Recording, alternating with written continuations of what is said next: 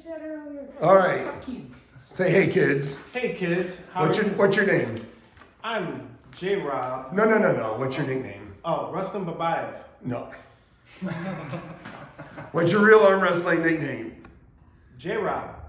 No. You have to be like Sir Rob, First Knight of the Realm, Protector of Hazel.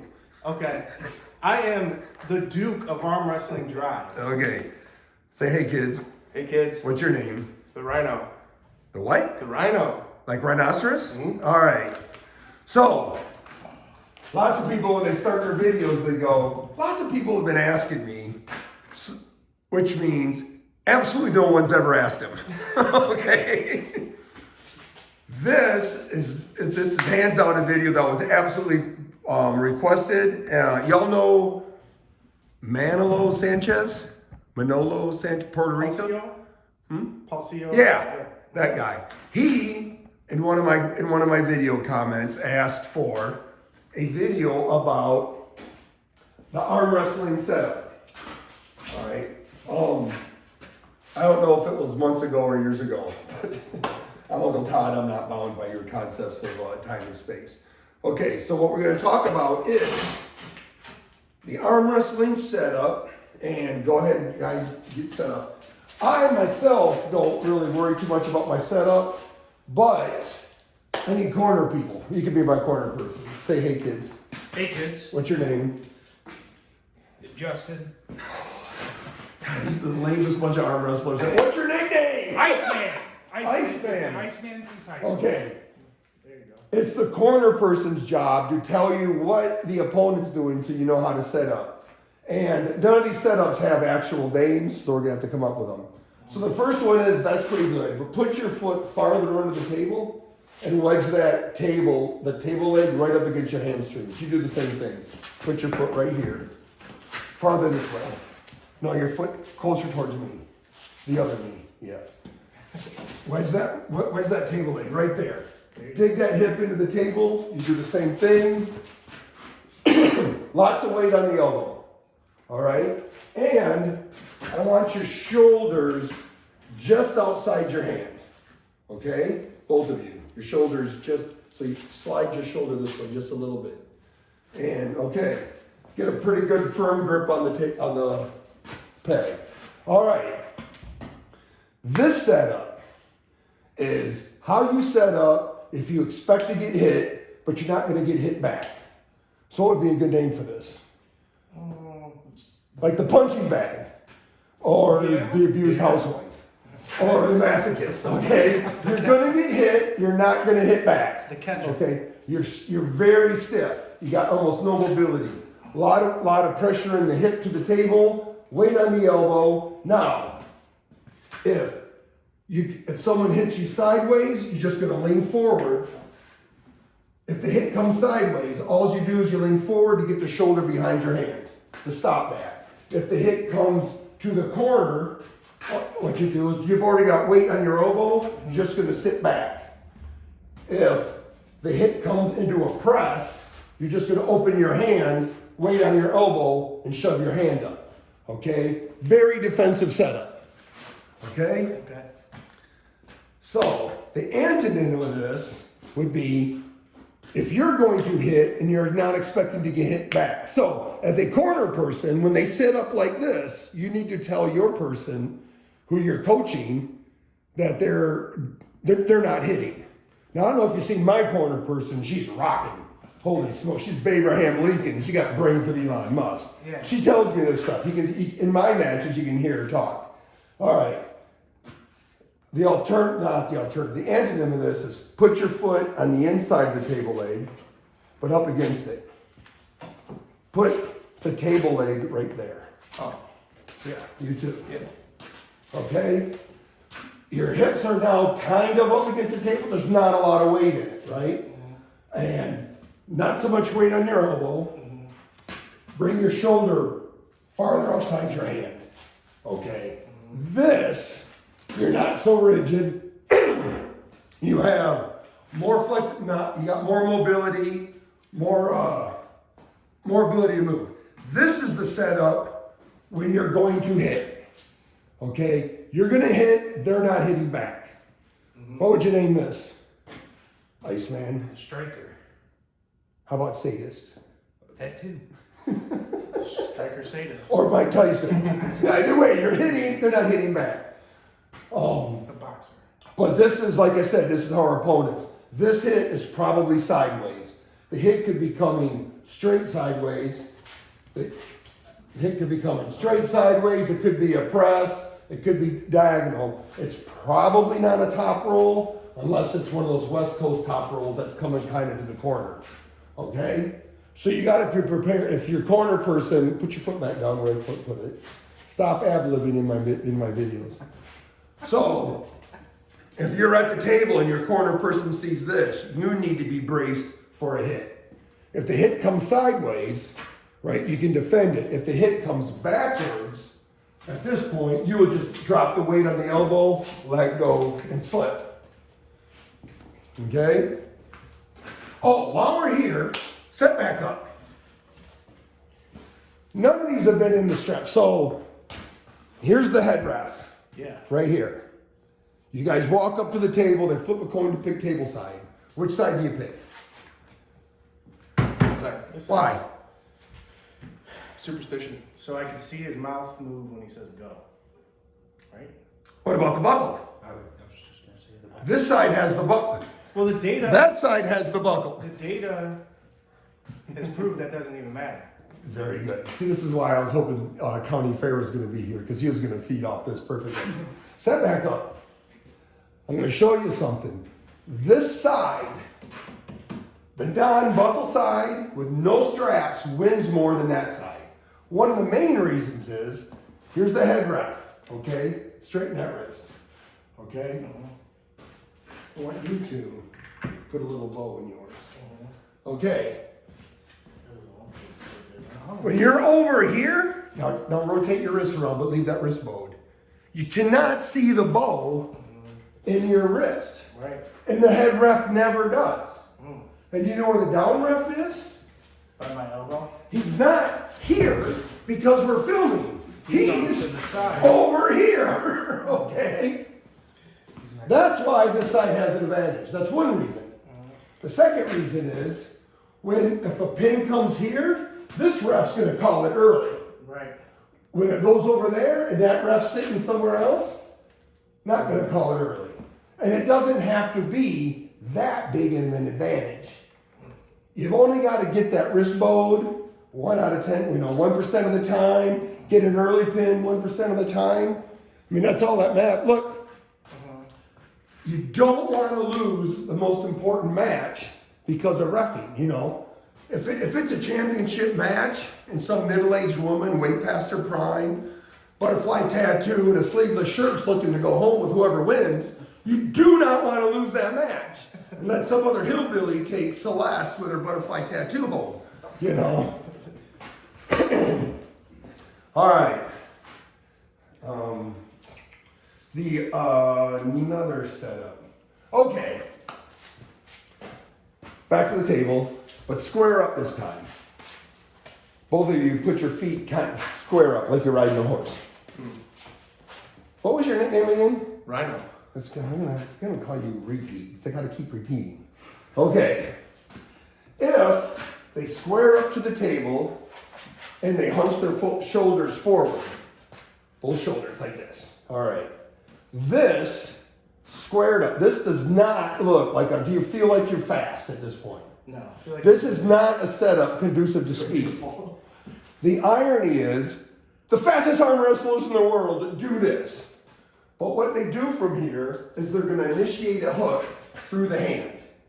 All right? They're going to hook one of two ways. They're going to chop down and supinate, or they're going to sideways and cup. They're going to cup and flex, or they're going to chop and supinate. All hand generated. All right? If their shoulders are hunched up. A lot of Eastern European. This is a setup for a very fast hooker. Okay? The alternative is square back up again, drop your shoulders back, pull your shoulders back, arch your back, and lean forward. This is almost certainly a posting top roll of some sort. Okay? As a corner person, it's your job to tell the person you're helping, are they hand hooking or are they posting top rolling? And those two things usually set that apart. All right. These other ones you don't see too often, they're pretty obvious. Get back up to the table, grab a hook, take your right foot, put it up on the table leg. This is sideways committed. They are not going backwards. Whether they're hooking, pressing, or shoulder rolling, you don't know yet. And you probably won't know to the end. But if they got that foot up, you should be good enough to get that foot way up here. Yeah. Stuff it in there. This is usually a hook. This is usually a hook, a press, or it's usually a hook or a shoulder roll. Yeah. A press, they usually don't have their feet up that much. Unless it's Jerry Cataract. Jerry Cataract, you can't do that. Now, something that Zach Lee makes famous, put your feet down and put your foot up on the opposite table leg. No, your right foot. My right foot? Your right foot up. There you go. Higher, Rhino. Okay. Whoops. Okay. I don't know if I filmed that. Okay. So they're definitely going backwards. Now I'm not sure I caught this on the film. So put your feet down and put your feet up on the where you were before. The sideways committed. Your right foot. Yeah. We don't edit. So this is they're hooking or they're pressing or they're shoulder rolling. All right. That's the basic setup. The only other thing we should cover is in a battle between a top roll and a hook, what wins? So let's play Rochambeau, right? Rock, paper, scissors. Top roll versus hook. Which wins? Top roll. Correct. Hook versus press. Hook. Perfect. Press versus top roll. Press. Perfect. It's Rochambeau. Okay. Hooking a top roller, very difficult. You set up like you're going to top roll. Right. Okay. Top rollers load. All right. So top rollers are constantly loading back. Hookers do not load. But it's very hard to keep the match centered, right, without loading. So what the hooker should do, you go ahead and load, right? I want the hooker to not pull back, but to pull up. Go ahead and float your elbow off the pad. Matches back pressure with up pressure. Okay? You still got to be centered, but you can load. Then, what the hooker can do on go is he's lifting up. On go, open your fingers and chop that down. Just like that. Hooking a top roller is a poor paying tactic. That's one of the best ways of doing it. I don't hook top rollers. I know it's too hard. But if you have to, or if you're good, the way the good hookers hook top rollers is they do that.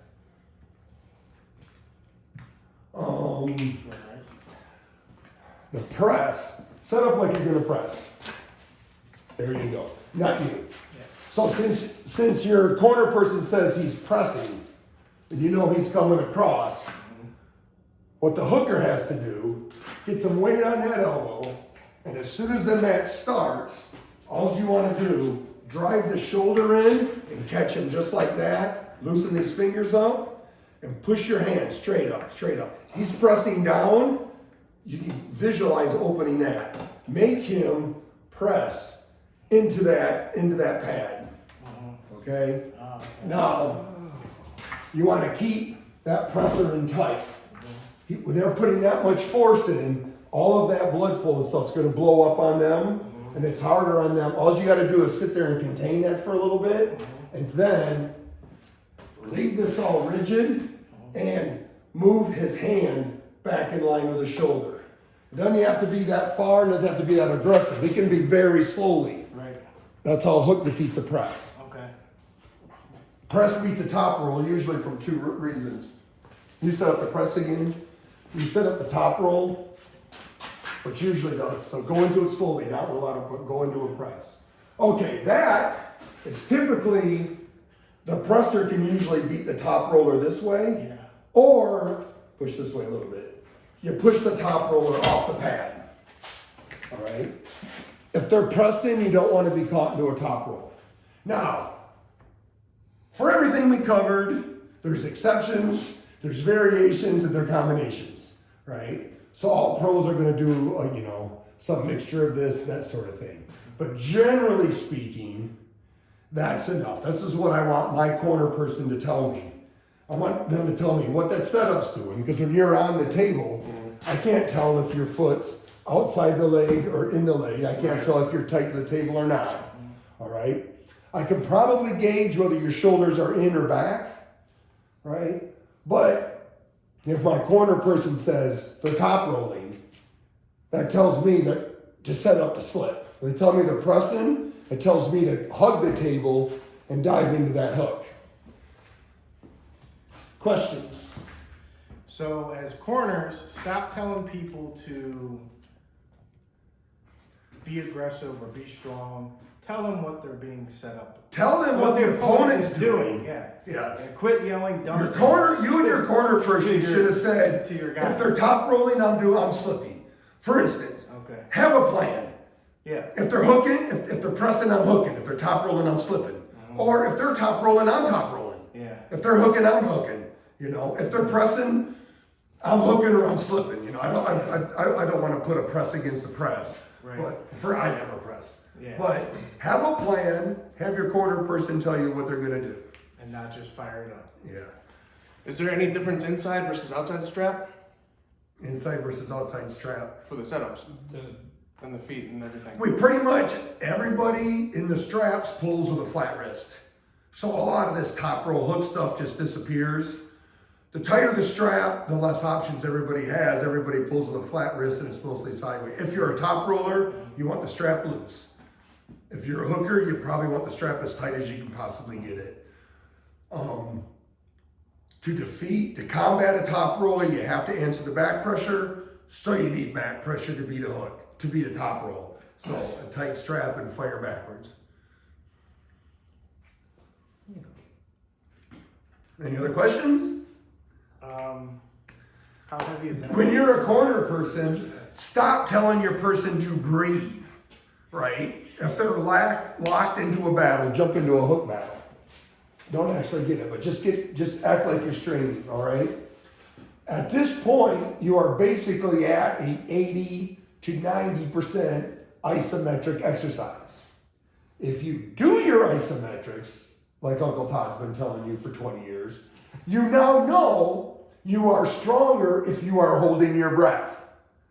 Stop telling your teammates to breathe when they're in a battle. They need to hold their breath, bite their tongue, and shove off on that right foot and get some sideways motion going. All right.